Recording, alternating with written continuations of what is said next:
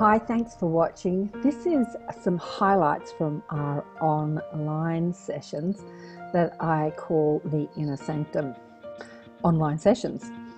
And I edit out about 40 minutes from our teachers free for you to watch, because people that join our online sessions, it is a paid service. It is part of the way I make a living and help other teachers promote their work. So if you'd like to join the online Inner Sanctum group sessions, we have a guest teacher once a month, and I teach once or twice a month deliberate creation and energy exercises and how to tap into your intuition and how to be more psychic and all that good stuff. Please sign up on the website, Swain/Inner Sanctum. It's not expensive if you sign up now. So I hope you join us if you're somebody that wants to make a difference in this world and feel like you've got something to share and you'd like a little support team and meet other teachers and meet some of the guests I have on the show and hear wonderful stories and wonderful teachings. So enjoy the highlights. Big love. Bye for now. Hello, welcome to the Inner Sanctum, first one for the year 2020. Happy New Year, everybody. It's 2020. Can you believe it? Can't believe I'm still alive in 2020. Especially when I thought about 2020 when I was a child. I thought I'd be so old, I must be dead by the time. I know, crazy, right? I remember thinking about going from the year 1999 to 2000, I'd be 37, and how old that would be. I'd be too old to even party. That's what I thought when I was a kid. Anyway, here we are in 2020, and Michael Tamura is our guest teacher in the Inner Sanctum. Welcome, Michael. Thank you. It's great to be here. I never even thought of 2020. When you're a kid, really? I just wanted to get old. So yeah, I used to tell my parents, I can't wait till I'm an old man. And they'd say, why would you want to be an old man? I said, well, it's not going to be until I'm an old man that anybody will listen to me. Wow. Did you know that? Did you know that when you were a kid? I saw that as a little kid. I thought, oh yeah, it's just people aren't ready to hear a child and or a young person even.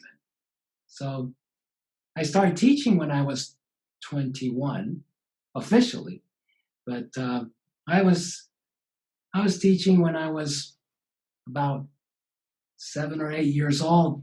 I grew up in Japan, of course, and in our little neighborhood, 2 houses down was a what do you call those places? Boarding house. It was a boarding house for young Japanese young men who were graduated from high school, but in Japan, it's very difficult to get into a good university. So a lot of kids would spend a year or 2 years after high school just full-time studying to be able to pass the entrance exams. And this was a boarding house for up to about 4 or 5 young men who wanted to study for a year or two for their board entrance exams. And somewhere I found them, and I'd follow them back to their place, and we'd have a little powwow, and we talk about, life. How do you have life, and what's life about, and all of that stuff. And they thought I was a peculiar kid. And plus, especially at that time, every young Japanese person, especially in college or high school, college, or just out to work, wanted to learn conversational English.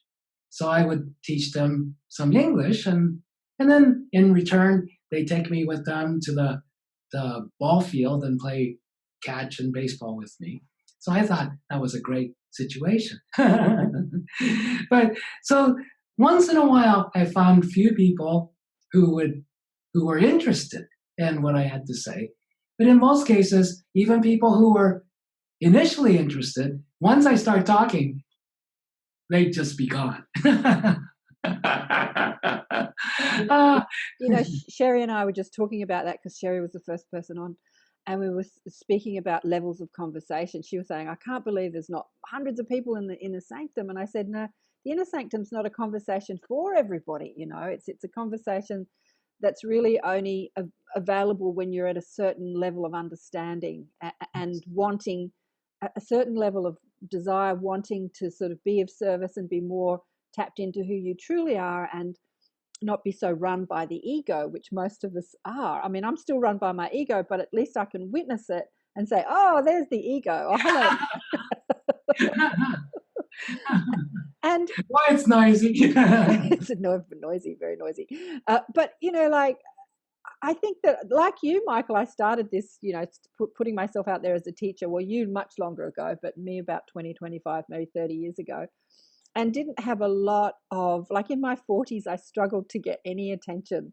Why I saw other people take off, and I'm like, what's wrong with me? But what I see, it's the level of conversation and what people are ready for, what people are ready to listen to. And I don't think that collectively until this time, people have been ready to have this conversation, which is why it's so important to really get out there and have it now. There wasn't a lot of people like your friends, like we don't want to hear what you have to say. What do you think about all that? Well, it's true. It's exactly like you say. It's getting to the place now. Everyone's waking up where they're at. So it's like, it's like school. It's got grades in a sense. And some people are waking up in kindergarten, and other people are waking up in third grade or high school, college, whatever. And so everyone's waking up at their level, but each level is so different. So if you're waking up where you're just starting to become conscious about the environment, and oh boy, if we don't start, doing something, none of us are going to make it. So that's one kind of waking up. But a person who's at that level doesn't necessarily think about even what happens when you die, or think about what spirit is, or is there God or anything. And especially now that so many souls have gone through traditional religion. And, they found some answers, but to a large degree, they get to a certain point and, okay, I like the community aspect, the social aspect. I like going to church service or whatever like that. But when it really comes down to getting, great answers for the difficult questions that people start to have as they advance in their spiritual growth, a lot of times the religion doesn't have it. It's just follow the rules, follow some more rules. So you go to work and you have to follow all these rules. You go to school, you have to follow these rules. You go to turn to your religion and you have to follow all these rules. And pretty soon, the more aware ones start to go, wait a minute, I've had enough of this. And that's a difficult place, because after that, a lot of people they confuse God and spirituality with religious dogma. And so they throw the baby out with the bathwater, right? They go, okay, none of this anymore. We don't want I don't want to hear about God, shut up. And so, or even spirit. And some people actually even proclaim to be an agnostic, which is not true. Once they go through some kind of a belief in God, spirit, and something beyond this thing here, you can't go back to being agnostic or atheist. That's just an idea that I don't want to believe in religious dogma. So where do you go after that? Well, once you get past the religious stuff, but you don't have the answers, and that's when, for the soul getting ready to wake up at this very critical juncture, gets to be very, very difficult. Nothing that used to works anymore. And that's a tough place, because especially by that point, that soul is pretty successful in the world. They're not starving to death usually. They're not, in poverty. They're not whatever. They're pretty high up in business and commerce and politics and intellectual pursuits, all kinds of things. They might even be world renowned. But they still have personal problems and pain and unhappiness, and no amount of money is going to cure that. And no amount of money is going to cure some terminal disease that they don't know what to do with. And so they start to get to this place of, hey, if I've thrown everything I know at it, and I'm a capable person, I've proven to myself I'm very successful in everything, yet I don't have the answers. Where do they go? That's the point where a lot of souls, if they haven't done that before, that's when they think about knocking themselves out, right? Committing suicide. I got to get, this pain is too much. The psychic pain is too much. I got to do myself off. Well, any soul who's gotten that point and done that once, when they come back, they're going to have the intuitive knowing that, you know what? This seems familiar.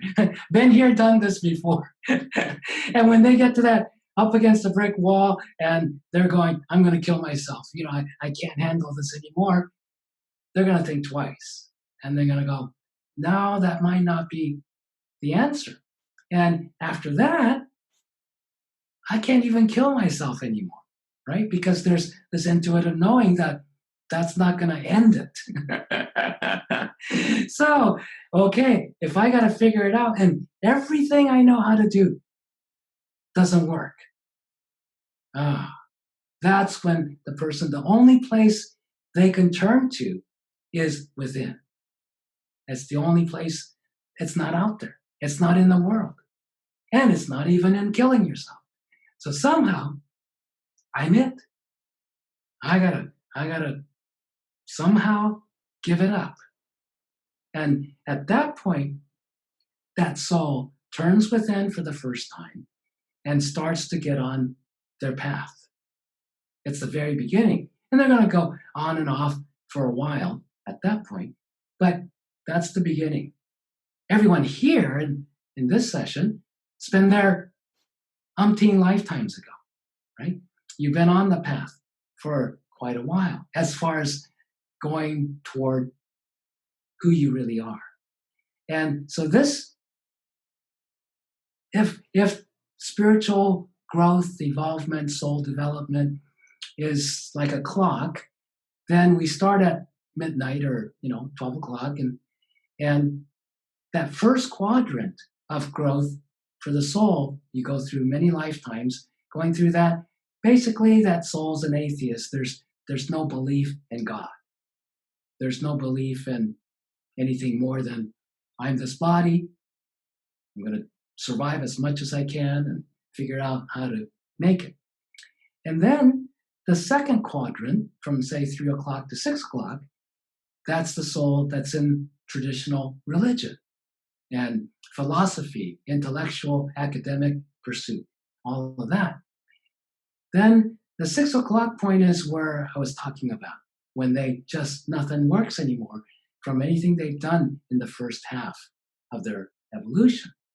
Once they turn in, make that initial decision and commitment to turn within, then they end up in the second leg, the round trip. If soul development was a round trip ticket, they just bought the second leg, the return trip home. And so from there, it all becomes about returning home. And so it's this third quadrant from 6 o'clock to 9 o'clock. That's what all of you are interested in out there in the world. Those are the souls that's ready to hear what you have to say. And that quadrant, souls in that quadrant are starting to increase. And today, there's probably more souls ready in that quadrant to start to get onto their real spiritual process are incarnated. And there's going to be more. Yeah. The guidance that I've been given is that this time of awakening, I don't know, it's a bit like it's just they've turned up the dial on who's awakening, on people sort of like having that, exactly what you're talking about, that awakening experience. It can happen dramatically, as many of the people on the show have had. Like Cher and I were talking about Elisa Medhus, who was a doctor, a mother of 5, and then her son commits suicide, kills himself with a gun. And that was like her wake-up call, which is a pretty dramatic wake-up call. Yeah. Or it can happen softly, you just have a conversation with somebody and they're like, oh, gee, that makes so much sense than what I've been taught. Like, tell me more. That's the soft way of awakening. Yes, I've always been I don't like to work hard, go through pain. So I found the best way to grow is to learn from everyone else's mistakes as much as possible. And how I learned to do that is one of the things that Jesus taught was to his disciples was you have to, before you try to reach in and take that little speck out of somebody else's eye, you have to pull the log out of your own eye. What did he mean by that? And he was teaching that in general too, but especially to his students, to his disciples, because they're the ones going out into the world to teach everybody else, right? So, and they're the healers, they're the teachers, they're the guides, and they're the sensitive, aware ones compared to most of the people. So, what happens to us when we're in that position is invariably in the beginning, we want to jump in and save everybody. Right? Save the whales, save the humans, everybody. And so, so we tend to overstep our bounds and just that's that reaching in. Oh, I see a little speck in your eye. Let me grab it. I must be uncomfortable. You're going to go blind. Here, let me save you from yourself. Doesn't work. We've all done it, right? It doesn't work. If you see so clearly that other person got a problem. And if you do ABC, that problem's going to go away. It could be as easy as some medical problem, but all they have to do is take some vitamin C and it's going to get better. Well, that person, no matter what you do, they're going to go, no, I'm going to go get surgery instead, or I'm going to have a transplant of my brain, whatever. And you go, no, don't do that. Doesn't work. So we all know that, and we tried it so many times with so many different people because we see what's good for them, what the answer they need, but they're not, again, ready to hear that answer. They're not at that place where they can have and receive that simple answer. They have to go through all kinds of stuff before they go, okay, I give up. I'm willing to listen to what's inside, not what some expert told me to do. So then, once you're working with those people, how do you learn from where they're stuck? That's where taking the log out of your own eye comes. Because what's the eye? It's really the mind. It's our consciousness.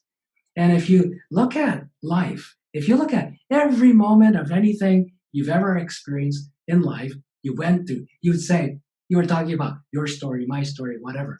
Whatever experience you've had, well, guess what? That's all we ever have is experience. We have ideas, but we experience, this thought, and we go, hey, that's a great idea. It's just experience. So where do we have every single little experience we've ever had in any lifetime? In our mind, in our consciousness. Without that, there's no experience. Yeah? And so consciousness doesn't exist in spirit the same way that we know of it here. Okay? Because consciousness, by the very definition, is two. Spirit is one. Spirit is unlimited. There's no beginning and ending. But consciousness begins and ends. It's got I'm conscious of you. Okay? There's got to be consciousness and the object of consciousness, the one being conscious and something, other experience that we're conscious of. So when we start to really examine our experience of life, everything that, quote, happens in life and happens to us in life, and everything we go through in life, we create in life. Guess what? How do we know about any of that? We're conscious of it. We're experiencing everything in our consciousness. Or another word for it is our mind, but not our little mind that we say, this is my mind. It's the mind. It's limitless. So we're experiencing every little thing, everything we feel, everything we see, everything we have a psychic perception of, everything is in this one mind. And that's how we're psychic. Once we realize, hey, the mind isn't just this little thing in my brain. The brain's puny compared to the mind. Everything I can ever experience and know and whatever is in the mind, which means what you consider to be your mind and your mind and your mind, it's all in the same consciousness. So once we recognize that, then we can see how you go about things, what you're experiencing, what you're expressing, all of that. It shows up. We call that the aura and stuff like that, but it shows up. Everyone's communicating everything about everything all the time. So once we start to realize, okay, it's all experience. If I look at someone and I'm seeing this sliver in their eye and I'm going, oh no, you're going to go blind or it's going to get infected unless I pull it out for you. Even if I were a doctor and I know how to do that cleanly and surgically or whatever, what's compelling me to jump in and do it for you? Oh, because I'm afraid. I have these judgments that having that sliver in your eye isn't good. It's bad. It's not good for you. And I know what's better for you. So I'm going to jump in and yank it out of there, right? Whether you like it or not. I got a lot of judgments now all of a sudden. And I'm right. You're wrong. All this stuff is in my mind, so-called my mind. Yeah? It might not be in your mind, your part. It's in mine because that's what I'm experiencing. But almost everybody thinks, no. The reality is you have this and you're the one with the problem. No, it's not. I'm the one experiencing that you have a problem. You might have chosen that to be one of your most important lessons of life. So who am I to take that away from you, right? So that's why I have to take all these judgment pictures and these competition pictures, and I'm the right one, and I'm better than you, everything, all those things, I have to pull out of my eye so I can see clearly. That's what clairvoyance is, being able to see the truth clearly. But we can't see the truth clearly as long as we're looking like this. Or actually like this. Oh, Michael, you always do this every time you speak. I don't know. Look, I'm just going to open the floor up to everybody. I'm just going to unmute everybody. You always speak directly to what's going on in my life every time you come on. I'm pretty sure that you're probably speaking directly to other people as well. I'm just going to tell my story and then anybody else can jump in with your story. Like over Christmas, I went down to see my brother and sister-in-law. I hadn't seen them for a whole year. We just hadn't crossed paths, right? And I'd had that thought about people awakening, people that choose to stay really cloistered, like really sort of not focused on anything outside their reality. Are they going to come along with the ride as we move into a new earth and all enlightened? Are they going to come or are they not going to come? And like, how's that all going to work? That's the question I'd had. And I thought about my brother and sister-in-law. She sort of dabbles on a few subjects like meditation and she listens to me rabbit on about ETs and all sorts of stuff. But when I went down there, I have known my sister-in-law. We went to school together, so I became a vegetarian at 18. So she says, I'm going to prepare dinner. Don't bring anything. I've got all the food. I've got so much food. Please don't bring anything. So I arrive there. We have a lovely time for a couple of hours. But I have this thought around 5 o'clock. I wonder if she's actually catered to my vegetarian, sort of vegan dietary needs. I said, now you have got food that I can eat tonight, haven't you? And she says, well, what do you mean? Now we are in our late 50s. I've known her since I was 16 years old. She knows me, right? And it's been a conversation we've had many times. And she says, what do you mean? I said, well, you know that I don't eat meat or dairy. And she goes, no, I haven't catered for you. And I'm like, I can't be having this conversation again. I can't be having this conversation. It's just impossible that she's like, how many years can you have your head in the sand and not know that your sister-in-law doesn't eat meat or dairy? I mean, that's just, anyway, so I'll go to the shop and get something. And it sort of blew up, and my brother got really angry and he starts yelling and screaming at me, and it sort of all just blew up, and I just ended up leaving. So I'm driving home and I've been thinking about it ever since. How do I respond? So this is where the log in the eye is happening, because in every part of my being, I want to tell them how ignorant they are. They've got their head in the sand, like I want to sort of judge them for being idiots. And that Paul's screaming at me, like saying horrendous things and screaming like a volcano. And I just look at him. He had a heart attack a couple of years ago. And I said, Paul, you've got to calm down. You're going to have another heart attack. And he's like, I didn't have a heart attack. He didn't have a heart attack per se, but he had where he couldn't breathe. So he didn't actually, and so that's the level of fight that he was in. And I just went up and I just kissed him and I just said, I love you. I love you. Calm down. You've got to calm down. I love you. And he says, well, you don't show it. You don't show it. And I'm thinking, I'm driving home thinking, he's the one screaming at me, but I'm the one that doesn't show love, right? I'm the vegan, mostly vegan. So I'm trying to help the environment by, not to practice unsustainable practices, but I'm the one that doesn't show love. I'm going through all these thoughts, and I want to I've not spoken to them because I don't know how to respond without being in my ego, which is all about they're judging them. You know what I mean? So I haven't responded. I want to kind of come back and be loving, but all I can think of is how ignorant they all are. I'm sure that other people have experienced this in their family. Maybe not with clients that come, because obviously when people come to you for some sort of healing or advice, now they're open to the conversation.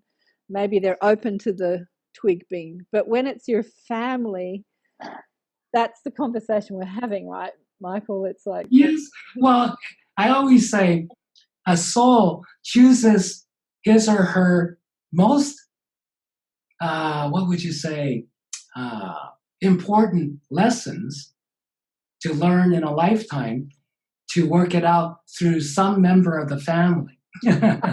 Because strangers, you could just hang your phone up, and says, I'm not going to talk to you. You can walk away from a shop clerk. You can walk away from a cab driver, but you can't get rid of your family, even if you move across the planet. They're going to come after you. So you embed the most important lessons you have to learn in people, in your relationships with people who are never going to go away. They're going to live to 150 and you're going to die before them. That kind of situation. And which gives us so many opportunities to come around. People think that, I'm being punished because I'm running into the same situation, same type of person who just, does it to me every time. That's not true. It's not being punished. It's part of grace. We're being given another opportunity. It's like a very lenient school where if you flunk the final exam, you get to take it again next week. If you flunk it again, you get to take it again next week. You can take it over as many times as you need to take it until you pass. Because in this school, everybody has to pass. And so the family situation, they don't know it. They might not be doing it out of the kindness of their heart, but they're the, what would you say? They're the medium for giving you the lessons that's going to bring out. What are these logs in your eye that you have to pull out? Your sister-in-law and brother are not idiots. You know that. But they're not idiots. They're just unconscious. That's a big difference. So some of the most brilliant geniuses in science or mathematics could be unconscious in personal relationships, right? So it's not a level of lack of intelligence. It just means they're ignorant. What I think when a lot of Buddha's teachings, it's written as ignorance. He talks about ignorance being the cause of suffering. But in modern day English, I think it's closer to unconsciousness. He's talking about, oh yeah, all suffering comes from unconsciousness. So what happens when you're in relationship with someone who's very unconscious in a certain area that you're extremely sensitive and aware in? That's where the friction happens, right? Because it's so obvious, especially after all these years, and you've told her umpteen times. It's not that she didn't hear that you're a vegetarian. It's that in her values, that doesn't mean anything. Exactly. Yeah? It's like saying, I like my food a little sweeter. Okay, but I don't make it that way. The end. So I like to have just vegetables and non-dairy and non-meat products. That's how I like to eat. And she's going, well, I'm the cook. I'm cooking, and you're the ingratiate. You're ungrateful. You're being invited. I'm feeding you. You don't have to bring anything. And what's wrong with you that you don't like my cooking? You complain about it even before I serve it. You haven't even tried it. So she doesn't hear you at all, that what it means to be vegan. So that's where she is. So in her side, the little speck in her eye, what we call that, the speck in the log, what we call that is matching pictures. Her matching picture with you is, no, I'm the one who's being attacked. I'm the one who's being not heard, not appreciated. I'm the one inviting you, and you're not appreciating a single part of my meal, even though I'm the one who did the work, who spent the money, who did everything to feed you. And you're not going to eat it because it doesn't have, shavings from the lawn. Yeah, it's like that. And also, it's culture, it's programming too. What makes a person unconscious is they're so entrenched in this is the way of reality. This is what's important. This is what it is all about. Absolutely. And they can't see anything beyond that. Yeah, absolutely. And you're presenting huge stuff all over the map, but not in this little box. Yeah. Because that's what you're about. You're a teacher. You're a shower of the way, and you're going, wait a minute, it's time to get out of this box. Mm-hmm. And so you ought to introduce yourself to her and your brother as, guess what? I'm your worst nightmare. Are you prepared? I'm coming to dinner. I'm going to make you uncomfortable. It's like that. Oh, darling one, I am their worst nightmare. You hit the nail on it. Absolutely, I am their worst nightmare. Any questions? Has anyone got anything that you'd like to say? Just wouldn't mind making a comment. Got to pull the log out of our eye to see clearly. How perfect is that in 2020? Clear vision. Clear vision, I know. Clear vision, 2020, clear vision. Absolutely. Year for that. I see that this year is, I have a great feeling about this year, not so much of things are going to get so much better in the world, but for those who are seeking their spiritual path and more awareness, I think this year is going to be a great year for anyone who's interested in spirit and becoming more aware and healing. Absolutely. Those kinds of things. Absolutely. Cecil has something. Yeah, Cecil.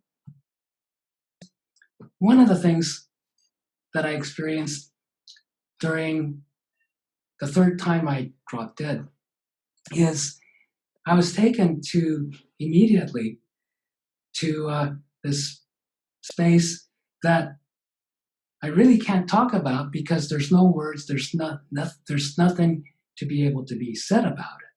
But when I was shifting out of that in my slow process to return here, I was surrounded by these gigantic angels. Then once I was let out of this total inner sanctum, actually, then there was, as far as I can see, hundreds of thousands, tens of thousands, hundreds of thousands of exactly like what you saw, but these are angels that surround, in a sense, that what I call the eternal flame of God's love. Nothing can get through. There's no connection. See, people think that, oh, God's abandoned me because I'm here and I'm in this mess and I've asked for help and he doesn't show up. Well, the true sense of God as the transcendental divinity is beyond all of this, is the absolute, is not in this world. I won't say not in the world, is not part of it, doesn't interact. Because when you're in spirit, none of this stuff exists. It's not real. It's all stories. It's all stories in everyone's minds. And so there's not a direct interaction. And the part that interacts with who we are here in this story is what we call spirit, with a capital S, yeah? That dynamic power of God is what bridges.